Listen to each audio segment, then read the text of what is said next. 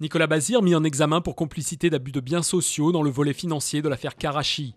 Laissé en liberté sous contrôle judiciaire, l'ex-directeur de cabinet d'Édouard Balladur a fait part de son absence totale d'implication, tandis que l'Élysée dénonçait une manipulation politicienne. Mercredi, Thierry Gobert, un autre proche de Nicolas Sarkozy, avait été mis en examen dans ce dossier. Des inquiétudes sur la croissance aux États-Unis et sur la santé des banques européennes font plonger les marchés ce jeudi. Des marchés déçus du pessimisme de la Fed sur les perspectives économiques américaines et de l'incapacité des gouvernements à mettre en œuvre une politique de relance. Première victime de ce nouvel accès de fièvre, les valeurs bancaires françaises qui chutent lourdement, tandis que l'euro est tombé à son plus bas niveau depuis 10 ans face au yen.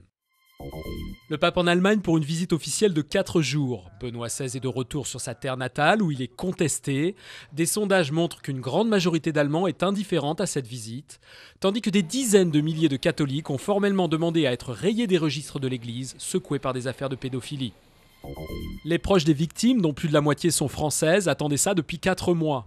Après plusieurs reports, le procès des 9 suspects de l'attentat de Marrakech a repris ce jeudi près de Rabat. L'attentat à la bombe commis sur la terrasse du café Argana, au cœur de la célèbre place Jemaa el-Fna, avait fait 17 morts le 28 avril dernier. Ils n'ont pas pris une ride, 20 ans après la chute du régime communiste et le retrait des statues de propagande, des étoiles rouges, des faucilles et des marteaux. Des dizaines de ces symboles sont exposés à Sofia dans le premier musée d'art socialiste de Bulgarie. Et si certaines de ces œuvres provoquent des sourires par l'absurdité de leur sujet ou leur gigantisme, d'autres illustrent le talent des meilleurs artistes de l'époque.